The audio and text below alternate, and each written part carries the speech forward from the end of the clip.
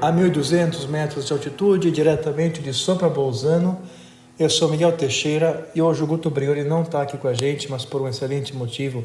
Ele está preparando a viagem dele à Espanha, onde ele vai apresentar acho que mais vezes o filme dele, que nós já falamos nesse episódio chamado O Filme da Vida.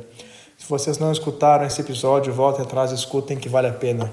Então hoje eu estou aqui, vamos fazer o episódio, gravar sozinhos aqui. E a primeira coisa é, o que é uma catadupa? Catadupa, alguém já ouviu essa palavra? Catadupa é uma palavra que na língua portuguesa é um dos sinônimos de catarata, e não a doença, a queda d'água, cachoeira. E se usava, é uma palavra muito antiga que vai ao tempo dos antigos romanos e gregos, que na verdade chamavam catadupa uma região específica do Egito, onde tinha cataratas muito grandes. E uma característica interessante disso é que os habitantes dessa região tinham sérios problemas de surdez. Por conta de terem nascido nessa região com barulho muito forte da queda d'água, eles cresciam com essa deficiência auditiva, né? E vocês estão se perguntando, o que tem a ver a catadupa com o episódio de hoje? Bom, hoje nós vamos falar sobre música mundana. É um assunto que já foi introduzido no nosso episódio chamado harmonia. E é uma das formas com que os antigos estudavam a música, né? Eles dividiam a música em música humana e música mundana. E a música humana era um reflexo da música mundana. Música mundana, então, é uma forma vulgar de música, porque é mundana. Não, nada a ver. Música mundana é a música do mundo, é a harmonia celeste. E hoje eu vou explicar um pouquinho do que é a música mundana, a música das esferas, como se chamam também. E pouca gente sabe sobre isso, mas é um assunto com o qual começavam todos os tratados importantes de música da antiguidade até mais ou menos o ano 1600. Bach sabia da música mundana, Monteverdi também sabia. Bom, vamos começar então tentando imaginar o que era a visão do cosmos antigamente. Na Idade Média eles achavam que a Terra era plana. Não é bem assim. Já no tempo dos antigos gregos se considerava a Terra como se fosse uma esfera. Para comprovar isso, duas evidências. A primeira, ou melhor, duas provas, né? A primeira é um tratado medieval sobre a Terra, sobre o mundo, chamado De Sfera. Portanto, daí só pelo título já dá para ver que a visão que eles tinham da Terra, né? De esfera. E o segundo é, se vocês observarem, por exemplo, retratos de imperadores medievais, vocês vão ver que numa das mãos, constantemente, eles têm um globo com uma cruz em cima. Esse globo simboliza o domínio do mundo desse imperador. E o mundo, nesse caso, é uma esfera. E, bom, a partir desse ponto, se faz útil a demanda, mas por que nós temos agora que voltar à cosmologia medieval para entender a música? Até porque nós vamos voltar a um tempo em que se achava que a Terra era o centro do universo. E se faz útil a pergunta, né? Bom, primeira coisa é, se a gente pegar, por exemplo, a navegação astronômica que se usa nos navios, nos barcos que atravessam os oceanos, a navegação astronômica é baseada no sistema geocêntrico, ou seja, com a Terra no meio do universo. E não teria sentido que a navegação astronômica usasse o sistema heliocêntrico, porque seria de uma complicação muito maior do que já é muito difícil. Não tem por que complicar. Então, no tempo dos antigos, se usava o sistema geocêntrico, e hoje, para explicar a música mundana, nós também vamos usar o sistema geocêntrico. Nós vamos precisar fazer exercício de imaginação para lembrar como é que os nossos antepassados viam o mundo. Outro parêntese que eu faço é o seguinte: sim, nós observando o universo de uma visão mais global, não parece ter sentido dizer que a Terra está no centro do universo e tudo gira em torno da Terra. Mas a partir da Terra tem sentido, porque a partir da Terra nós vemos que a Terra está parada e as coisas giram em volta. Então, vamos dizer que enquanto simplificação, enquanto modelo possível do universo, o sistema geocêntrico não só existe, mas como nós já vimos na navegação astronômica, é também prático. Bom, vamos finalmente exercitar os nossos músculos da imaginação e lembrar como é que os nossos antigos viam o universo. É muito interessante. Então, a Terra era uma esfera e a Terra estava no centro do universo. Os antigos observavam os planetas e viam que eles não se movem todos na mesma direção, com a mesma velocidade, mas tem corpos celestes que se movem num sentido, outros que se movem no sentido contrário, outros que estão indo e depois voltam atrás, dão uma volta e continuam andando. Enfim, existe uma variedade enorme de movimentos celestes. E não é inútil observar o céu, né? Porque observar o céu ajuda no plantio. E numa idade não muito longe, não muito anterior à nossa, o plantio era extremamente importante para a manutenção da vida no planeta e na sociedade, né? Nos reinos, nas cidades. Se as pessoas não observavam corretamente o momento do plantio e quanto guardar de grãos no inverno, elas morriam.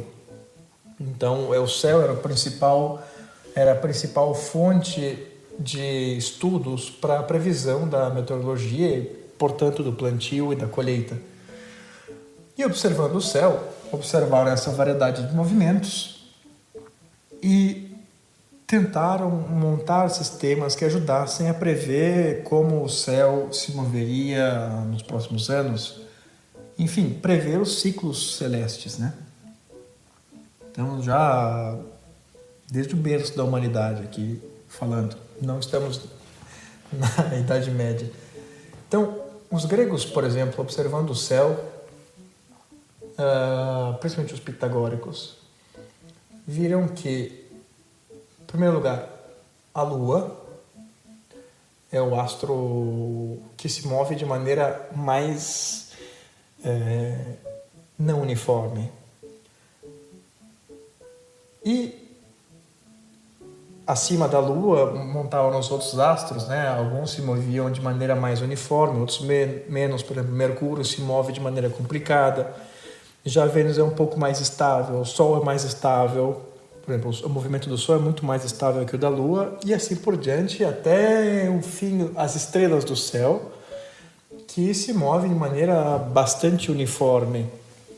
Foi na Idade Média que montaram um sistema para as estrelas, porque viram que elas não se moviam exatamente de maneira uniforme. Principalmente Ptolomeu foi quem montou um sistema para descrever as pequenas variações do movimento das estrelas. Então, como é que eles viam o universo? Era mais ou menos como uma cebola. Cada camada da cebola era uma esfera, que eles chamavam, né? E essas esferas se moviam umas sobre as outras. Quando nós escutamos o termo música das esferas como sinônimo de música mundana, não é porque os planetas são esferas, mas é justamente essas esferas ocas, uma dentro da outra, como se fosse uma matriosca, né? Uma cebola, que giram em torno. E essas esferas são feitas de éter. Lembrando, nós estamos fazendo um esforço de imaginação para lembrar como é que os nossos antepassados viam o mundo. Então, temos essas esferas feitas não de cebola, mas de éter. O que é o éter? O éter é uma matéria, né? Era uma matéria cristalina que não existe na Terra. E a diferença, porque uma pessoa pode dizer, bom, mas então é muito parecido com o sistema que nós temos hoje de órbitas, né? Porque se nós pegarmos as órbitas, uma órbita em torno da outra, por exemplo, se nós pegarmos o sistema solar, no qual nós temos os planetas que orbitam ao torno do Sol, é como se fosse uma cebola. Aí que está a diferença, é que eles não acreditavam que não existia nada além da órbita. Eles acreditavam que essas esferas celestes que cobriam a Terra eram materiais feitas de éter, justamente. E elas rodavam todas ao redor da Terra. Por que rodavam? Porque cada uma era movida por um deus. Aliás, cada uma tinha um planeta. A Lua era um planeta para eles. Então a Lua era a primeira esfera, que se movia de maneira mais complicada, né?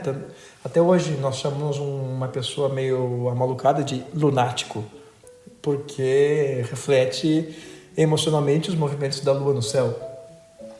Posteriormente nós temos Mercúrio, onde temos o planeta Mercúrio e o deus Mercúrio, que move essa esfera. O nome dessa esfera, para eles, era Mercúrio. Não tinha um nome específico além do nome do planeta. O nome do planeta era o nome da própria esfera. Depois de Mercúrio, nós tínhamos a terceira camada, que era Vênus, quarta camada, que era o Sol, planeta Sol, quinta camada, que era Marte, sexta camada, que era Júpiter, e a sétima camada, que era Saturno, e a oitava camada depois, que eram as estrelas.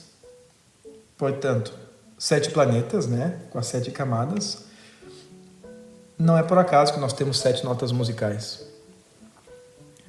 Mas eu comentei que mais por fora das esferas dos planetas, nós tínhamos a esfera celestial, né? Ou melhor, a esfera dos astros, chamada a oitava esfera, ou oitava camada. Dentro do nosso episódio nós chamamos também camada, que pois é, justamente nós temos em português a expressão o sétimo céu, né?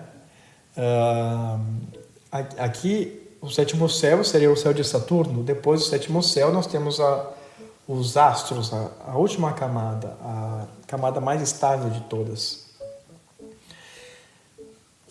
Bom, agora vamos para a música.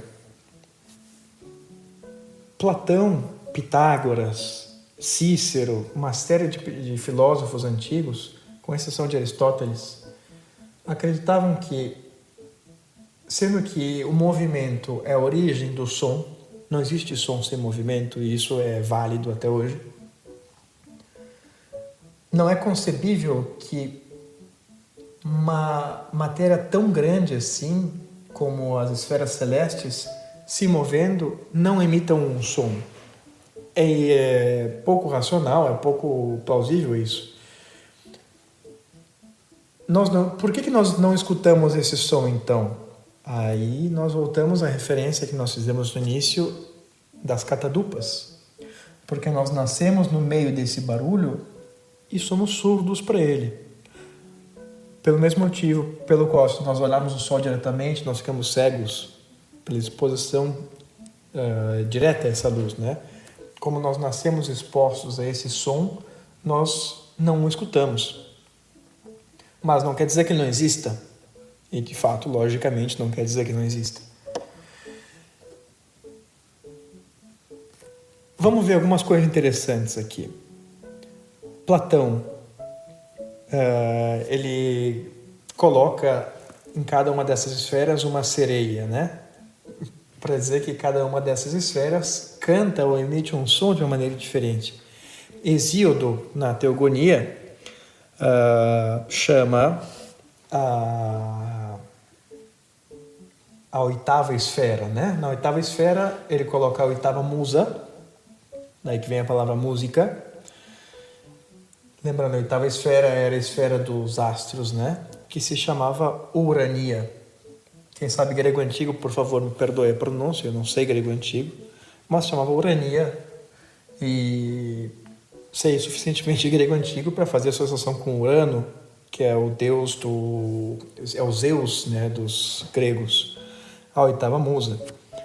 E ele colocava fora da oitava musa, ou seja, mais ampla do que isso, Calíope, que seria a nona musa. Nós vamos chegar nessa nona, nesse número 9, chamada Calíope, que significa ótima voz. Mas por que se são 8 camadas ele coloca a nona no lado de fora? Pois então, nós temos Aristóteles. Lembrando que Aristóteles não defendia a tese que emitem som, mas ele tinha essa mesma cosmovisão e ele admitia que essas esferas ou camadas se moviam. Mas por que se moviam? Ele chamava de móveis, né? Ou móviles, não sei. Mas enfim, eram móveis e o movimento das camadas internas era gerado pelo movimento das camadas externas. Então, por exemplo, o movimento da sétima camada era gerado pelo movimento do cosmos, das estrelas. Por sua vez, Saturno, que era a sétima camada, movia Júpiter, Marte, o Sol, Vênus, Mercúrio, a Lua e, por fim, a Terra. Portanto, os movimentos da Terra eram consequência dos movimentos lá da sétima camada, lá de Urano, que, por sua vez, era movido pelo quê? Lá de Urano, eu usei o nome do Hesíodo. Era movido pela Calíope, seria a nona, né? E Aristóteles chamava aquilo que move as esferas, dados que as esferas se movem, os móviles, né? Como eu posso dizer aqui, elas necessitam de um motor imóvel, ou seja, de algo imóvel que as mova, porque uma coisa que se move tem que ter uma causa de movimento, né? E para Aristóteles, esse motor imóvel era Deus. É uma das provas mais tradicionais da existência de Deus, é essa do motor imóvel. Mas vamos adiante, porque esse não é o objetivo do podcast. E, portanto, aí nós temos a Calíope, que o Hesíodo coloca movendo as outras, né? A voz da Calíope, o som da Calíope é o que gera os movimentos das outras esferas. Bom, vamos um pouco mais adiante, né? Com o cristianismo, nós sabemos que não tem sentido dar justificativas para o movimento das esferas com o nome de deuses. Seria inconcebível isso que fossem efetivamente movidas por deuses. Só lembrando, 7 notas musicais, 7 dias nas semanas também nós temos. Não que seja uma coisa forçada, porque os 7 dias da semana refletem a Lua, mas toda essa confluência de números era mais um reforço para a ciência da época, né? Hoje nós temos o método experimental. Na época existia, obviamente, também o método experimental, mas as coisas que não eram passíveis de experimento utilizavam analogias para serem descobertas. Então, a recorrência do número 7 no cosmos é uma evidência dos 7 planetas e toda essa teoria que eu estou expondo para vocês. Bom, vimos que são 8 esferas e que no cristianismo não havia espaço para conceber que fossem deuses a mover essas esferas. Portanto, foram colocados os anjos a moverem essas esferas. E posteriormente, Ptolomeu, como eu comentei, descobriu que os astros externos, a última camada, a oitava, né, também tinham algumas variações no seu movimento, não era perfeitamente uniforme. Então ele colocou uma nona camada ali fora, que era perfeitamente uniforme, porque era necessário que houvesse uma camada perfeitamente uniforme para que o sistema fosse perfeito, né? A perfeição sempre foi um pressuposto em qualquer sistematização medieval ou antiga. Se pressupunha que o cosmos era de alguma forma perfeito, ou ao menos perfeito dentro daquilo que o homem consegue imaginar, e portanto era necessário que houvesse uma esfera perfeitamente uniforme que movesse as outras. No caso dos gregos era a oitava camada, né, a camada dos astros, porque são bastante uniformes, e depois de Ptolomeu é uma camada absolutamente imaginada, ou imaginária, como prefiram, porque a oitava comporta pequenas variações. Bom, então são 9 camadas, né, a partir de Ptolomeu. E aí nós temos, se vocês lerem, por exemplo, a Divina Comédia, os 9 coros angélicos. Por que os anjos estão em coros, né? Por que os anjos cantam? Porque se não fossem, eles não moveriam as esferas do céu. Porque as esferas emitem som, né? Então, como é que eu vou dizer? Eles não eram tão estúpidos para imaginar que era o som que movia, mas o movimento gerava som, era razoável que gerasse som, e isso era simbolizado pelo canto dos anjos, porque é um som que vem do céu. Então, 9 coros de anjos. Aí nós entendemos também o Te Deum, né? Porque que nós temos ali no fim da primeira parte, quando se canta Deus Pai, se fala os querubins, os serafins, os anjos, os arcanjos, as potestades, os tronos, as dominações. Isso são todos nomes de categorias angélicas. São 9 e estão postas em uma hierarquia. A mais baixa, que são os anjos, a mais alta, que são, se eu não me engano, os querubins ou os serafins, agora não me lembro. E esses coros, né, essa hierarquia angélica emite som, e depois dessa hierarquia angélica está o trono de Deus. Bom, eu poderia encerrar por aqui, mas é interessante também colocar que Plínio conta que os pitagóricos haviam disposto os intervalos musicais entre os planetas, entre as distâncias, né? Como nós não escutamos o som, não tem sentido dizer qual é a diferença entre os sons, mas como a música é um sistema de proporções de vibração, né? A harmonia, ou melhor, a consonância, é uma razão entre vibrações. Uma corda vibra 2 vezes mais do que uma oitava. Vibra 2 vezes a cada vez que a outra vibra 13, é uma quinta. Portanto, a música o estudo da música, o estudo da harmonia, da consonância, é um sistema de relações, de proporções.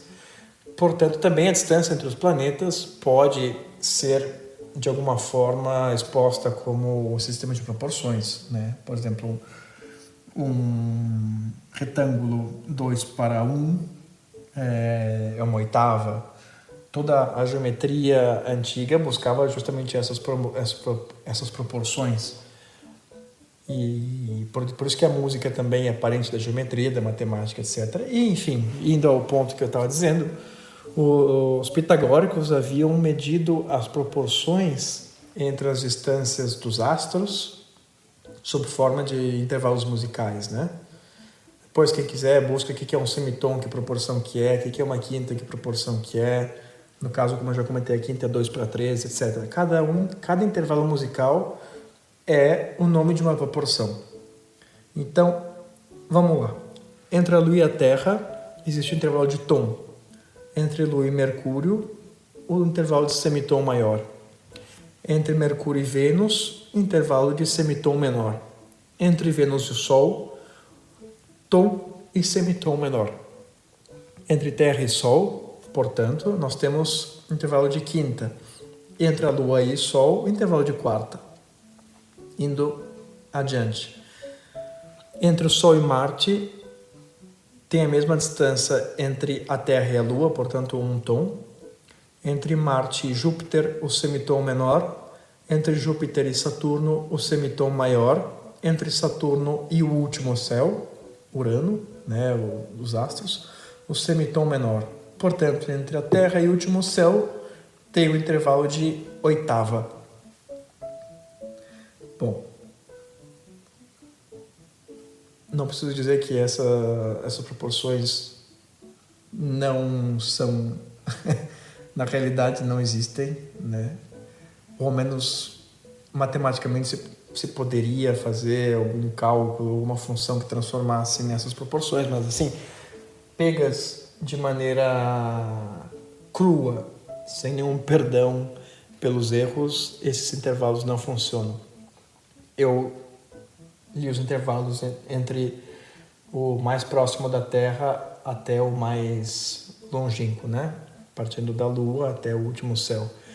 E vocês que são músicos devem ter observado que eu comentei semitom menor ou semitom maior. Isso é o antigo sistema grego, ele admitia intervalos menores do que o semitom. E outra coisa que eu gostaria de comentar é que o intervalo de quinta, de quarta e de oitava era chamado por eles, respectivamente, diapente, diatessaron e diapason. Aí que vem o nome do diapasão que nós temos. Bom, espero que tenha sido interessante para vocês. Para mim é interessante, eu acho importante saber essas coisas, mesmo que a aplicação seja restrita. E nos escutamos segunda-feira que vem. Se vocês gostarem desse episódio, passem adiante. Eu acho que pode ser muito interessante para quem é da música, quem é compositor. Então, é isso aí. Deixo um abraço para vocês. Entrem em contato conosco se quiserem algum assunto que seja abordado aqui. E deixo um forte abraço. Boa semana para todo mundo. Até mais.